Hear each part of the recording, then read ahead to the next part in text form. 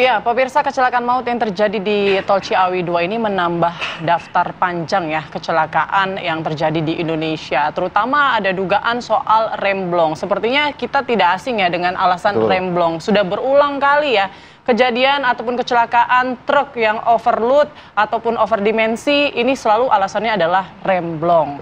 Nah, tapi sebelum kita membahas lebih lengkapnya, saya mau mengenalkan narasumber kita yang sudah hadir pada pagi hari ini. Ada Pak Deddy Herlambang, pengamat transportasi. Selamat pagi, Pak Deddy. Selamat pagi, Pak Deddy. Nanti yang akan lebih lengkap sebetulnya akar permasalahan dari kecelakaan-kecelakaan maut yang selalu terjadi di Indonesia ini apa. Tapi sebelum kita ke Pak Deddy, saya juga akan menyapa rekan kami Eko Hadi yang akan mengupdate informasi terbaru dari lokasi ataupun peristiwa ini. Eko Hadi, ada informasi terbaru apa dari Anda dan bagaimana kondisi para korban selamat yang saat ini masih dirawat?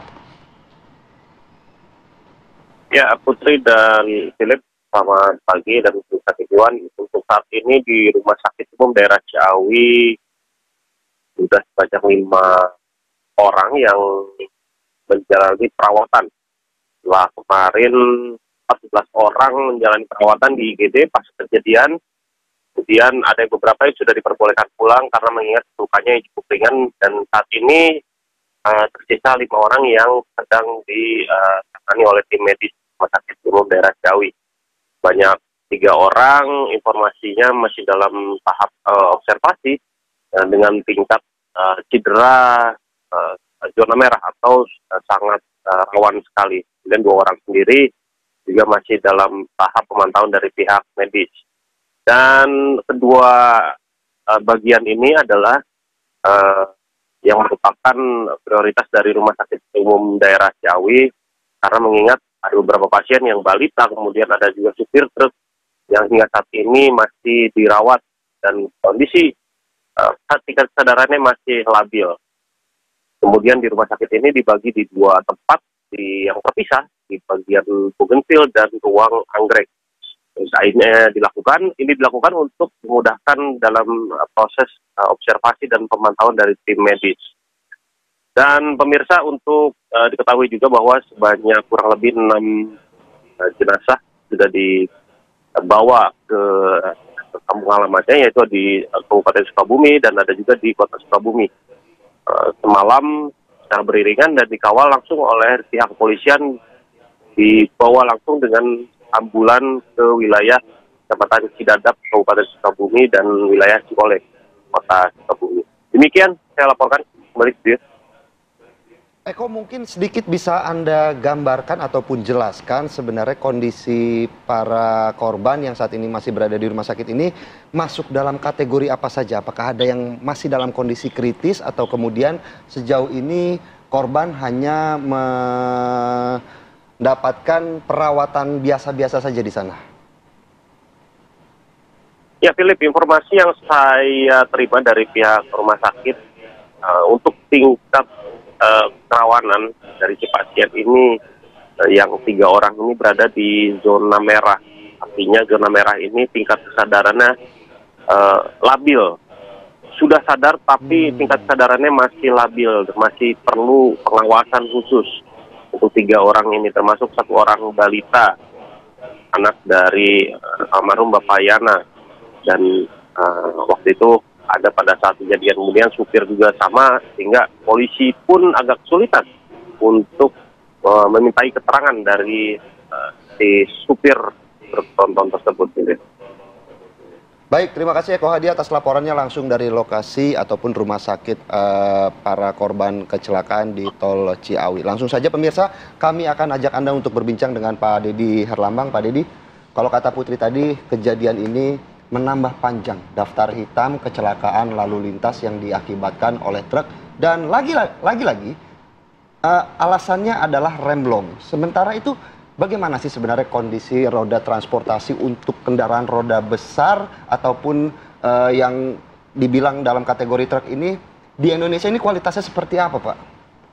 Ya, baik. Sebenarnya kejadian kecelakaan atau laka, kalau istilahnya laka di tol itu memang sangat banyak ya. Truk itu mendominasi sekitar 45% kalau di tol. Tapi kalau secara nasional di jalan raya, untuk kecelakaan truk itu berkisar 12-15%, karena memang dominasi kecelakaan ada di sepeda motor. Tapi kalau kita saat ini kita membahas mengenai kondisi kecelakaan di jalan tol, memang 45% itu ada di kendaraan berat atau angkutan barang, truk. Yang lainnya bus atau kendaraan pribadi, travel misalnya. Jadi hampir setiap hari ada kecelakaan untuk kendaraan-kendaraan angkutan. Tapi untuk fatalitas ya baru kemarin dari pembuka tahun 2025, yang terakhir kita juga itu yang di Malang itu, yang bus kena mundur truk itu juga beberapa anak SMP loh ya, anak SMP juga menjadi korban. Jadi inilah sebenarnya kita menganggap bahwa pemerintah masih kurang serius ya untuk menggarap mengenai masalah kecelakaan ini. Jadi masalah keselamatan kita sebenarnya sudah darurat.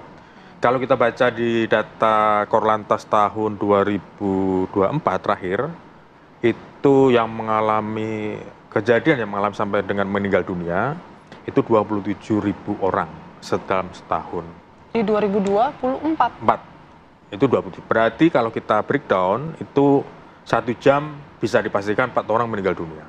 4 orang meninggal dunia, itu belum kita menghitung kecelakaan luka berat dan luka ringan, atau mungkin juga sampai dengan cacat ya, tangannya hilang atau apa. Kita sebenarnya juga prihatin. Makanya kita juga kecelakaan seperti kemarin itu sebenarnya bukan suatu yang baru, tapi memang berulang kan polanya ini. Makanya kita juga bisa menilai ini kapan lagi. Karena juga masalah ini adalah masalah politis juga kalau menurut kami ya. Karena dari informasi yang saya dapatkan juga barusan itu ternyata itu juga terkodol overload overdimension. Jadi karena kalau dari riwayat kendaraannya sendiri, kalau kita lihat laporan dari Kemenhub, dari mitra darat, truknya ini juga layak dan laik karena masih ada masih aktif ya ininya, masih aktif. Jadi uji perkalanya juga masih aktif, masih baik. Makanya ini kan ada praduga remblong. Sebenarnya kalau dalam istilah engineer-nya, teknisnya itu kegagalan pengereman. Nah, kegagalan pengereman ini itu bisa juga karena kondisi memang sarana teknisnya memang tidak berfungsi atau kondisi emosi drivernya. Ya, biasanya disebabkannya karena apa, Pak? Apakah karena kondisi dari driver atau dari mobilnya sendiri atau truknya sendiri yang memang? Kalau dari data kejadian dari evaluasi tiap tahun, memang 98% itu karena human error. Baik. Human error yang 1,5 itu baru sarananya kegagalan rem, yang lainnya prasarana dan alam. Tapi memang 98% itu juga driver. Bisa juga remnya fungsi bagus, tapi karena nervous, dan itu kalau kita lihat kecelakaannya kan jam 11:30 malam. Dini hari. Jadi biasanya kalau kejadian orang capek, microslip itu biasanya kalau setelah survei itu jam 9 sampai jam 12 malam. Baik. Itu juga perlu dicek berarti ya, apakah mungkin durasi menyetir dari sang sopir ini sudah melebihi batas waktunya sehingga dia kemudian lelah dan segala macam. Kita masih menunggu ya. Juga. Betul, kita masih menunggu ya hasil penyelidikan lebih lanjut. Tapi mungkin apakah ada akar permasalahan lain, misalnya selain dari kondisi kesehatan kendaraan, kondisi supir, mungkin aturannya ini juga yang perlu kita soroti karena beneran diawasikah, penertibannya kah, bagaimana? Nanti kita bahas ya Pak Deddy. Usai jeda berikut kami akan kembali sesaat lagi. Terima kasih Anda masih menyaksikan Apa Kabar Indonesia Pagi. Pemirsa, pihak Jasara Harja memastikan seluruh korban luka maupun meninggal dunia dalam kecelakaan maut di gerbang tol Ciawi, Bogor, Jawa Barat ini mendapatkan santunan. Ya, selain itu seluruh biaya pengobatan dan perawatan korban luka pun turut dijamin oleh Jasara Harja. Korban luka-luka, baik luka ringan, berat, termasuk diantaranya adalah sahabat kita yang bertugas di Jasa Marga, semua dijamin oleh Jasara Harja. Jadi sekarang sudah dilakukan perawatan, baik yang luka-luka, bahkan sudah ada yang boleh diizinkan pulang. Jadi kami pastikan bahwa seluruh korban dijamin oleh Jasara Harja. Semuanya. Ya, pemirsa, kembali kami akan mengajak Anda untuk melanjutkan perbincangan kami dengan Pak Deddy Herlambang, pengamat transportasi. Pak Deddy, kalau tadi saya mengutip penjelasan dari Pak Deddy bahwa kecelakaan di tol yang melibatkan kendaraan besar ini di tahun 2024 sebanyak 45%. Apakah kemudian angka ini mengalami tren kenaikan setiap tahunnya, Pak? Betul, kalau kita lihat dari data laka sejak setelah kita pandemi itu ya 2021, 2022, 2023 itu kita selalu mengalami kenaikan. 2021 ke 2022 itu kita mengalami kenaikan 0,03%. Nah, ternyata di tahun 2023, 2024 itu selalu naiknya selalu tinggi karena memang ketika perekonomian kita juga meningkat, otomatis kalau aktivitas logistik kan juga tinggi juga. Nah, itu juga tentunya menyumbang kecelakaan seperti itu. Jadi memang sebenarnya zero odol ini sudah pernah didengungkan tahun 2017. Itu di Kementerian Perhubungan dan Kepolisian sudah sepakat untuk mendengungkan zero odol ini 2017. Terus dicanangkan untuk zero odol target itu 2019 ya, 2019. Tapi Kementerian Perindustrian dan Apindo itu keberatan dengan adanya zero odol ini. Lalu sepakat lagi zero odol saat itu menterinya itu Pak PKS Budi Karya, oke, kita giring lagi sampai di tahun 2023. Nah, ternyata di tahun 2023 memang tidak ada target zero odol, malah naik terus. Jadi memang kita perhatiannya di sana. Apa karena nggak ada pengawasan atau gimana? Karena kalau kita aja nih di jalan tol ya Pak, kita masih ngelihat loh banyak sekali truk-truk yang kok kayaknya udah kelebihan muatan tapi masih bisa masuk tol. Nah, itu harusnya tugas siapa tuh yang memantau dan melarang harusnya ya truk-truk odol ini masuk ke dalam tol? Sebenarnya bukan masalah pengawasan ya, karena tadi sudah disampaikan bahwa Kementerian Perindustrian keberatan. Nah, terus akhirnya juga ada relaksasi. Oke lah, mungkin ada toleransi, mungkin ada batasan jam ya.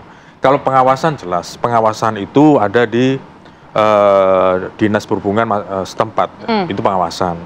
Pengawasan itu di setiap provinsi biasanya ada jembatan timbang atau istilahnya unit UPPKB itu ada. Nah, itu berfungsi nggak?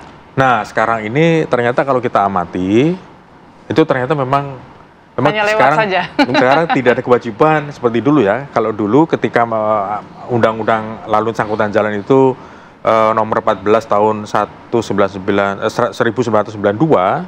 itu masih ada PPNS. PPNS itu seperti Disub itu bisa menilang. PPNS itu penyidik pegawai negeri sipil itu masih bisa menilang. Nah, sekarang ini di Undang-Undang 22 2009 yang sudah diperbarui, ternyata PPNS itu sudah tidak bisa menilang lagi kecuali didampingi oleh polisi. Jadi polisi di sini perannya untuk penegakan hukum ya. Jadi kalau proses penilangan tetap pada kepolisian. Jadi saat ini Disub berfungsi sebagai pengawas di tempat masing-masing ya. Tapi yang menindak tetap polisi. Menindak tetap polisi. Walaupun karena memang tidak semua Disub pegawai negeri sipil itu kan juga ada sertifikasi PPNS ya. Memang PPNS itu sifatnya penyidik dan juga bisa melakukan tindakan hukum. Tindakan hukum itu bisa dilakukan bila didampingi oleh kepolisian. Kalau tidak ada polisi ya juga tidak bisa melakukan penilangan. Tapi kalau selama ini kemudian uji kelayakan KIR juga dilakukan dan beberapa hari belakangan ini juga ramai bahwa ada kayak semacam tes narkoba bagi para pengemudi moda transportasi umum, kendaraan roda besar. Apakah kemudian dua hal ini cukup membantu untuk mengurangi angka kecelakaan yang melibatkan kendaraan besar begitu, Pak Deddy? Jadi begini, kalau di dalam transportasi di angkutan jalan itu ada namanya badan usaha. Ketika badan usaha itu mengajukan perizinan, itu semua data-data lengkap, ya struktur organisasi, finansial, lalu juga manajemen keselamatannya bagaimana. Tetapi kalau setelah kita evaluasi, ternyata manajemen keselamatan itu hanya di perizinan awal biasanya bagus ya. Tapi ketika mereka sudah operasional, biasa ini abai, sering dilalaikan. Kenapa diabaikan? Ya seperti pengawasannya itu juga kurang ya, juga mungkin karena ada memang badan usaha yang benar-benar legal dan juga ada yang ilegal. Yang ilegal ini yang terkadang sulit untuk dilacak, untuk dilaporkan juga. Karena biasanya para produsen atau pengusaha itu biasanya mencari angkutan logistik itu yang biasanya yang murah. Yang murah itu biasanya yang ilegal-ilegal itu, sampai, betul, yang ilegal. Angkut banyak gitu ya. Biasanya yang legal itu kan masih mahal karena manajemen keselamatan terjamin, mungkin drivernya atau supirnya itu mungkin 2 misalnya, dan juga jam kerjanya terjamin. Tapi kalau kita lihat dari media sosial kemarin, pengemudi yang di Ciawi kemarin, sepertinya mereka juga sering mengeluh di TikTok. Baik. Kalau memang jam kerjanya dia tuh terbatas, diforsir seperti itu, karena berarti memang perusahaannya memang tidak melaksanakan manajemen keselamatan yang benar atau dan tepat. Oke. Gitu. Pak, ini kan sebenarnya udah ada aturannya ya untuk truk-truk odol, begitu ya, ujikir, kelayakan jalan dari kendaraan besar. Nah, ini kenapa masih banyak yang melanggar? Apakah karena memang sanksinya ringan atau bahkan tidak ada? Karena kalau kita lihat kejadian-kejadian seperti ini, pasti yang akan jadi tersangka adalah supir. Sementara pemiliknya, nah apa yang perlu dibenahi begitu? Betul, sebenarnya kalau kita bicara masalah ini, sebenarnya kita harus, idealnya memang kita harus bicara dari hulu dan hilir. Ya, selalu menjadi korban adalah driver, ya. Karena dia juga tidak mungkin, driver itu kan dia tetap dia harus perlu makan, digaji. Dia hanya kerja gitu ya? Dia kerja, apapun kondisi sarananya, truknya butut, ya dia harus bagaimana, mau kan. Karena dia juga butuh makan, karena dibayarkan dia kan on the spot, on trip kan. Ketika dia bayar, bukan bulanan seperti pilot, seperti masinis, seperti nakoda, seperti kan Philip gitu ya. Kan mereka bulanan, walaupun dia tidak kerja terus dibayar. Kalau driver kan enggak, driver supir ini kan tidak. Mereka tidak mau kerja ya tidak dibayar. Padahal dia punya keluarga, punya anak, punya istri misalnya. Seperti itu. Jadi kalaupun itu sudah tahu dia muatannya berat, sudah tahu dia ini remnya juga tidak jelas, ya dia main aja mungkin seperti itu. Tapi kenapa kemudian begitu sulit untuk menyentuh para pemilik dari truk-truk yang kemudian makanya saya sampaikan dulu, kita bicara itu dari hulu dan hilir. Nah, hulunya ini, undang-undangnya ini memang masih lemah. Tidak ada di situ menyebutkan driver, pengusaha sebagai tersangka jika salah. Kalaupun misalnya ada remnya bermasalah, selalu disalahkan sopir. Sopirnya mengapa tidak periksa, ngecek dulu. Padahal ini dia kan bukan pemilik. Dia bukan, kendaraan. Dan dia bukan teknisi pemilik juga, kan mungkin dia yang walaupun tidak melakukan kir pun juga yang salah tetap drivernya, harusnya kan tetap pemiliknya. Seperti itu.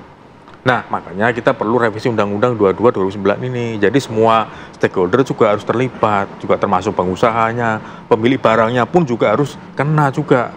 Kenapa kamu harus memilih yang murah? Mengapa kamu harus memaksakan yang seharusnya truk itu tonasenya 20 ton, dia paksa 40 ton misalnya. Itu kan juga berarti yang juga pemilik barangnya, juga pengguna jasa juga harusnya kena. Itu harusnya semua stakeholder kena semua. Pengusahanya kena, pemilik barangnya juga kena, seperti itu. Baik, terima kasih banyak Pak Deddy sudah memberikan pandangan dan masukannya ya di Apa Kabar Indonesia Pagi. Semoga ini jadi perhatian ya, dan kasus seperti overload lah atau remblong dari kendaraan besar yang mengakibatkan ruginya nyawa orang lain ini tidak terjadi lagi ke depannya. Baik, terima kasih banyak Pak Deddy, sehat selalu. Sehat selalu. Dan pemirsa, saat lagi kami akan hadirkan dialog terkait dengan Pengadilan Negeri Jakarta Selatan yang menggelar sidang gugatan perdata terhadap AKBP Bintoro dalam kasus dugaan pemerasan terhadap 2 tersangka pembunuhan seorang remaja di sebuah hotel di kawasan Kebayoran Baru pada 2024 silam. Sesaat lagi.